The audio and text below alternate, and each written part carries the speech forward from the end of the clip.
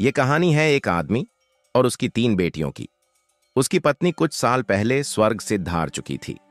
उसकी तीनों बेटियां बहुत सुंदर थीं, मगर सबसे छोटी बेटी अपनी बहनों में सबसे ज्यादा समझदार थी। उसका नाम जानकी था। रामनाथ अपनी तीनों बेटियों से बहुत प्यार करता था और उसने कभी अपनी बेटियों को मां की कमी महसूस नहीं होने दी। वह अपनी बेटियों की हर इच्छा पूरी करता था। समय बीतने के साथ उसकी बेटियां बड़ी हो गईं और अपने पिता के लिए खुद से खाना बनाने लगीं। जब रामनाथ काम के सिलसिले में बाहर जाता तो उसकी बेटियां उसके लिए भोजन तैयार करके रख देतीं। उसी गांव में एक विधवा महिला भी रहती थी, जिसकी एक बेटी थी। उस विधवा की आदत थी कि वह हर घर में कुछ न कुछ मांगने के लिए चली जाती थी। जब रामनाथ की बेटियां अपने पिता के लिए खाना बनाती तो वह औरत अक्सर उसी समय उनके घर जल लेने के लिए आ जाती। लेकिन रामनाथ की सबसे छोटी बेटी जानकी को वह विधवा औरत बिल्कुल भी अच्छी नहीं लगती थी। जब भी वह औरत उनके घर आती, जानकी अपनी बहनों से कहती, ये औरत हमारे घर क्यों आती है? ये मुझे ठीक नहीं लगती। बड़ी दोनों बहनें जानकी को समझाती, देखो यह विधवा औरत है और गरीब है। अगर हमारे घर से जल ले जाती है तो इसमें तुम्हारा क्या नुकसान है? जानकी अपनी बहनों की बातें सुनकर चुप हो जाती, लेकिन कहती, देख लेना, यह औरत एक न एक दिन हमारे लिए मुसीबत खड़ी करेगी। यह सिलसिला यूं ही चलता रहा। वह औरत रोज उनके घर से जल लेने आती और मौका पाकर रामनाथ के खाने में राख मिला देती। जब रामनाथ ने अपने खाने में खराबी महसूस की तो उसने सोचा कि उसकी छोटी छोटी बेटियां खाना बनाती हैं, इसलिए उनसे कोई गलती हो जाती होगी। वह अपनी बेटियों से बहुत प्यार करता था और यह बात समझ नहीं पा रहा था कि आखिर उसकी बेटियां उसका खाना क्यों खराब कर रही हैं। फिर एक दिन रामनाथ ने सोचा, आज मैं अपनी बेटियों पर नजर रखूंगा, आखिर मेरे खाने में खराबी कैसे आ रही है। जब रामनाथ की बेटियां खाना बनाने लगीं तो वह छुप कर उन्हें देखने लगा। उसकी बड़ी बेटी साफ पानी से चावल धो रही थी, दूसरी बेटी सब्जी बना रही थी और सबसे छोटी बेटी जानकी बर्तन साफ कर रही थी। कुछ ही देर में भोजन तैयार हो गया, लेकिन उसमें कोई खराबी नहीं थी। रामनाथ परेशान था, लेकिन फिर अचानक उसने जो देखा उससे उसके होश उड़ गए। उसने देखा कि वही विधवा औरत उनके घर जल लेने आई है और उसकी छोटी बेटी जानकी उससे बहस कर रही है। वहीं उसकी दूसरी बहनें जानकी को समझा रही थीं, कोई बात नहीं जानकी, ये बेचारी विधवा है, इसे जल लेने दो। लेकिन तभी उस विधवा ने जल लेने के बहाने नजरें बचाकर रामनाथ के खाने में राख मिला दी और सारा भोजन खराब कर दिया। ये देखकर रामनाथ को बहुत गुस्सा आया। अगले दिन रामनाथ ने उस विधवा को अपने घर बुलाया और गुस्से में पूछा, तुम्हारी हिम्मत कैसे हुई मेरा खाना खराब करने की? वह औरत बड़ी नाटकीय अंदाज में रामनाथ के पास आई और उसके कंधे पर हाथ रखकर कहने लगी, अरे, मैं तो यह देख रही थी कि तुम सच में अपनी बेटियों से कितना प्यार करते हो। मैं देखना चाहती थी कि तुम भोजन खराब होने पर उन्हें डांटते हो या नहीं, लेकिन तुम तो बड़े दयालु निकले, अपनी बेटियों से सच्चा प्रेम करने वाले। अब मुझे यकीन हो गया कि तुम अच्छे इंसान हो, इसलिए आगे से ऐसा कुछ नहीं होगा। रामनाथ उसकी बातों और उसके नाटक पर यकीन करने लगा, क्योंकि वह विधवा औरत सुंदर थी। रामनाथ उसके व्यवहार से प्रभावित होकर कुछ भी कहने की बजाय उसे अपनी पत्नी बनाने का फैसला कर बैठा। कुछ ही दिनों में उसने अपनी बेटियों की अनुमति के बिना उस विधवा औरत से विवाह कर लिया और उसे अपने घर ले आया। शादी के कुछ ही दिनों बाद वह विधवा औरत रामनाथ की तीनों बेटियों से नफरत करने लगी। वह चाहती थी कि किसी भी तरह रामनाथ की बेटियां इस घर से निकल जाएं, ताकि वह और उसकी अपनी बेटी आराम से ऐश की जिंदगी जी सके। साथ ही रामनाथ का पूरा ध्यान सिर्फ उसी और उसकी बेटी पर रहे। वह जानती थी कि रामनाथ अपनी बेटियों से बहुत स्नेह करता है और उन्हें जरा भी दुखी नहीं देख सकता। उसकी अपनी बेटी हमेशा कीमती वस्त्र पहनकर घूमती थी, जिससे वह आधुनिक लगती थी। लेकिन सौतेली मां ने रामनाथ की तीनों बेटियों को घर का सारा काम करने पर मजबूर कर दिया। वह उन्हें पेट भर खाना भी नहीं देती थी और धीरे धीरे उनकी दूसरी जरूरतें भी कम कर दीं। तीनों बहनें हर समय दुखी रहने लगीं। एक दिन 2 बड़ी बहनें रो रही थीं तो जानकी अपनी बड़ी बहनों के पास आई और कहने लगी, प्यारी बहनों, आओ हम तीनों कहीं बाहर चलें ताकि हमारा मन हल्का हो जाए। फिर वे तीनों बहनें घर से निकल गईं और चलते चलते एक जंगल में जा पहुंची। वहां एक घने पीपल के पेड़ के नीचे बैठकर वे रो रो कर अपनी मां को याद करने लगी। इतने में उनके पास से एक संत का गुजर हुआ। जानकी जमीन पर बैठी रो रही थी और कह रही थी, हे प्रभु, हम निर्दोष हैं और बहुत दुखी हैं। आप देख रहे हैं ना कि हमारी सौतेली मां हम पर कितना अन्याय कर रही है। हम कितने दिनों से भूखे हैं। संत पास ही खड़े होकर उनकी बातें सुन रहे थे। फिर वे जानकी से मुखातिब होकर बोले, बेटी, तुम तीनों यहां इस वृक्ष के नीचे रोज आती हो, तुम्हें क्या कष्ट है, मुझे बता सकती हो? जानकी ने रोते हुए संत को सारा हाल कह सुनाया। उनकी बात सुनकर संत को बहुत दुख हुआ। वे बोले, बेटी, यहां से थोड़ी दूरी पर मेरी कुटिया है। मैं वहां भजन कीर्तन करता हूं। मेरी कुटिया के बाहर एक आम्र वृक्ष, आम का पेड़ लगा है, जिस पर पके हुए आम लगे हुए हैं। तुम जाओ और उस वृक्ष से जितने मर्जी आम तोड़कर खा लो।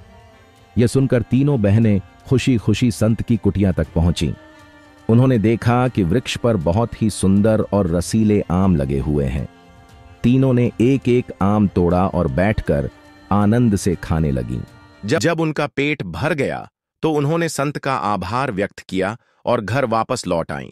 इसके बाद जब उनकी सौतेली मां उन्हें भोजन नहीं देती तो वे रोज जंगल जातीं और उन आमों को खाकर अपना पेट भर लेतीं। धीरे धीरे उन्होंने अपनी मां के दिए भोजन को पूरी तरह छोड़ दिया। अब उनकी सौतेली मां सोचने लगी, मैं इन लड़कियों को भोजन नहीं देती, मैं इनसे इतना काम करवाती हूं, फिर भी ये इतनी प्रसन्न और स्वस्थ कैसे हैं? उसने अपनी बेटी को उनका पीछा करने के लिए कहा। बेटी सब जानने के बाद घर आके अपनी मां को सब बता देती है। रामनाथ की पत्नी गंभीर सिरदर्द से पीड़ित थी। से कहा, वन में एक आम का वृक्ष है जिसके फल लाल लाल हैं। यदि तुम उस वृक्ष को जड़ से काटकर उसकी जड़ों को औषधि बनाकर मेरे माथे पर लगाओगे तो मेरा सिर दर्द ठीक हो सकता है।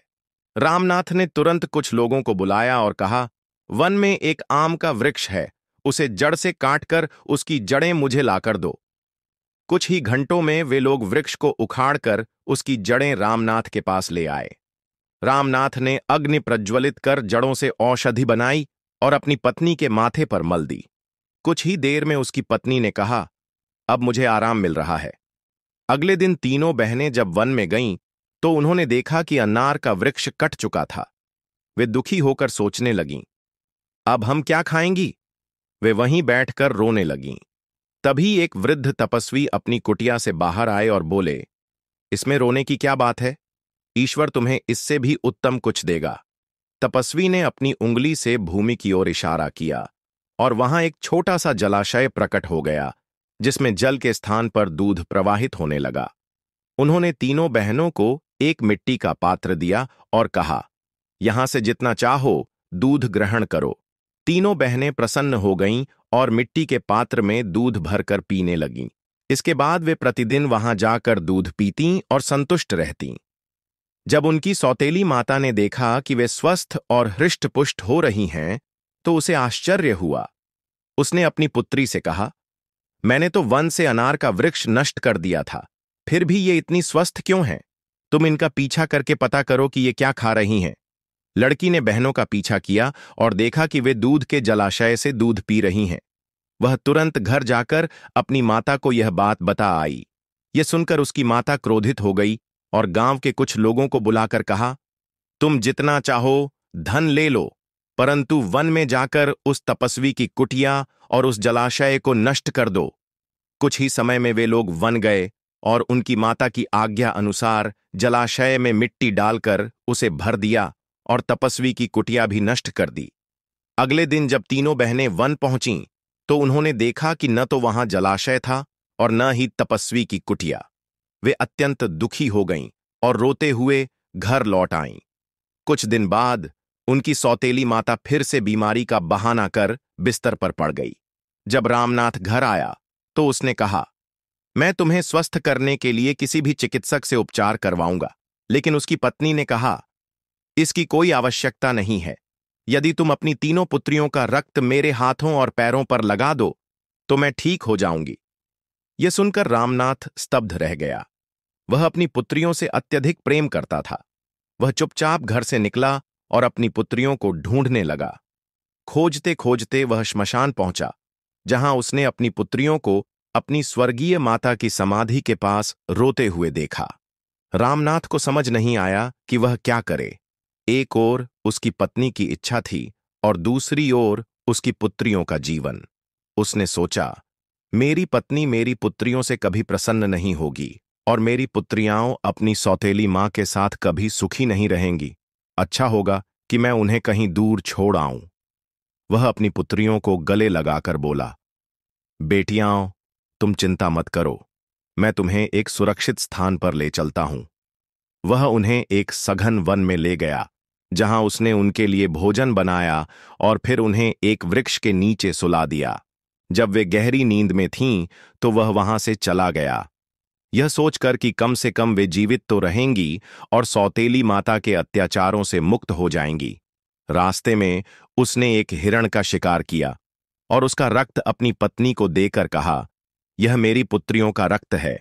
उसकी पत्नी ने वह रक्त अपने हाथों और पैरों पर लगाया और संतोषपूर्वक बोली, अब मुझे आराम मिल रहा है।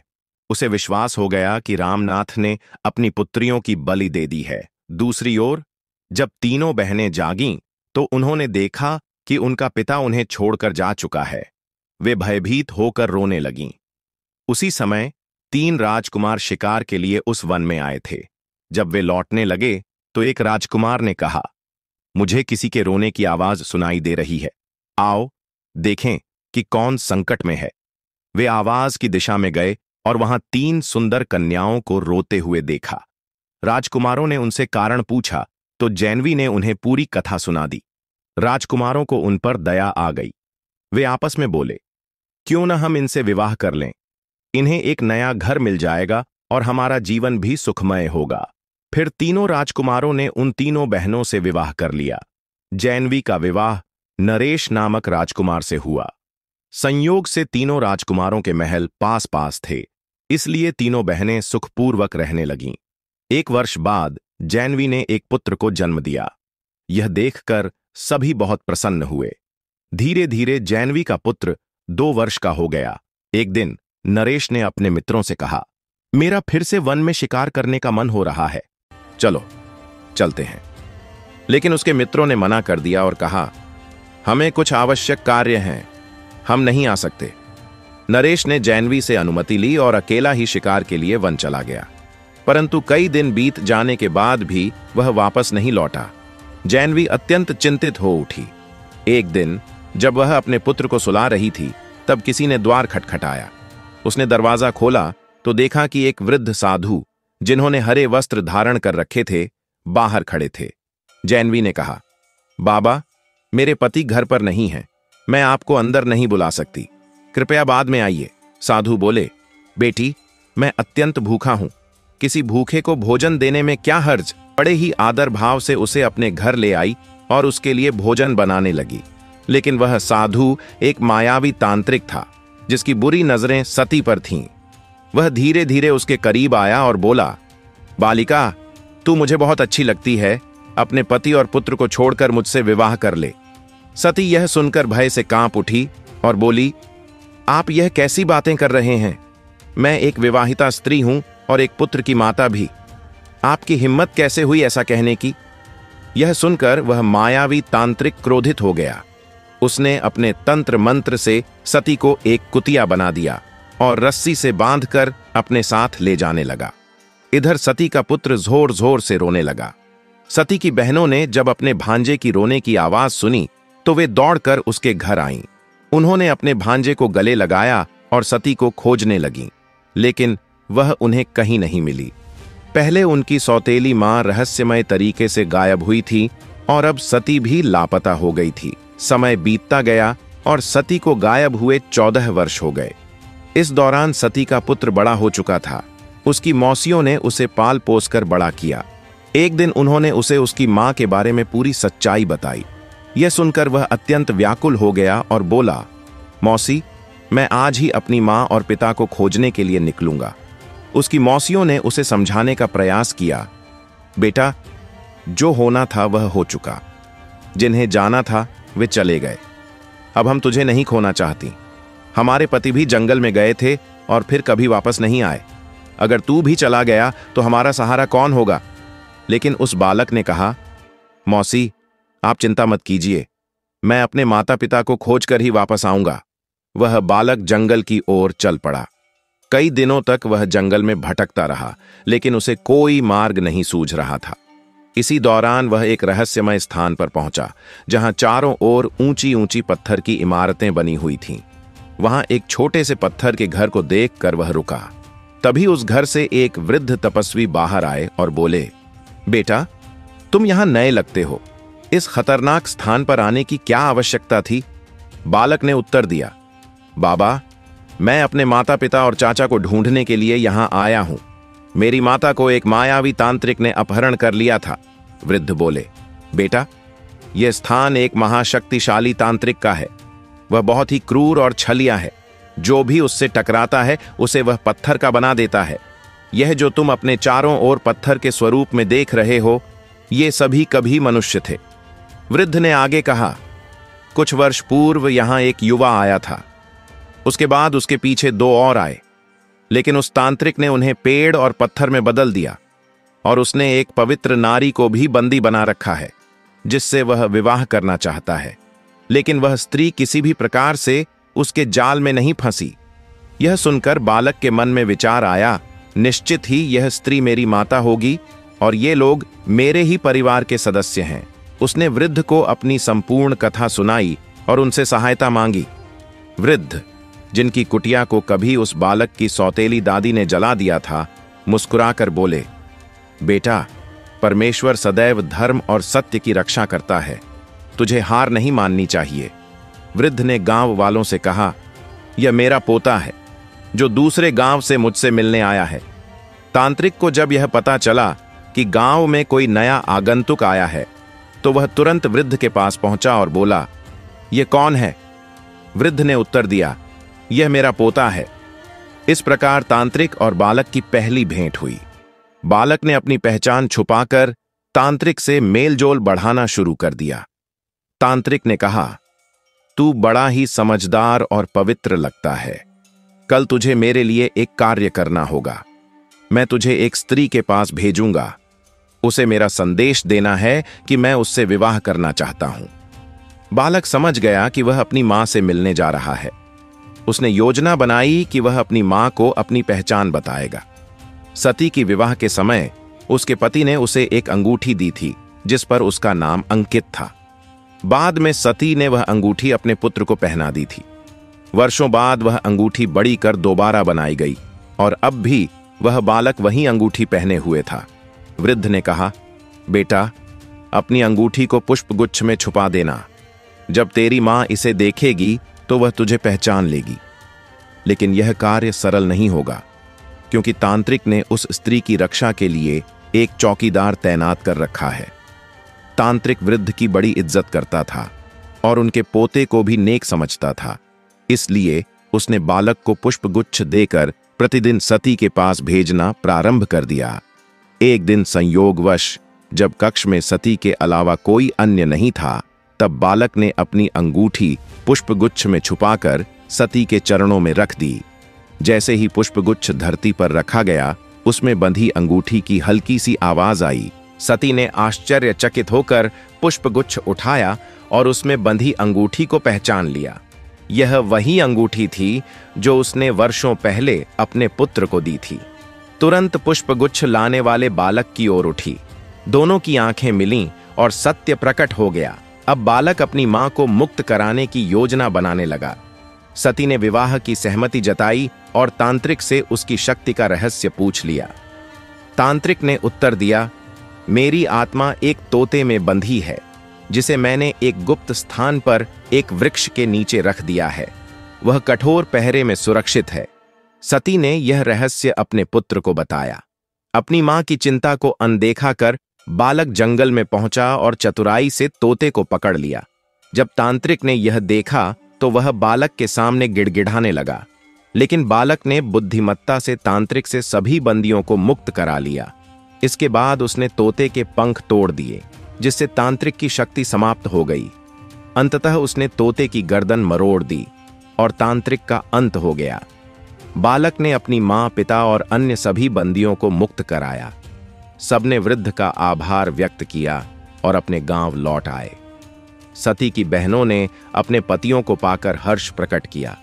उनके पिता, जो अपनी पुत्रियों को खोने के शोक में डूबे थे, उन्हें जीवित देख आनंदित हुए। इसके बाद सभी ने शांति और प्रसन्नता के साथ अपना जीवन व्यतीत किया।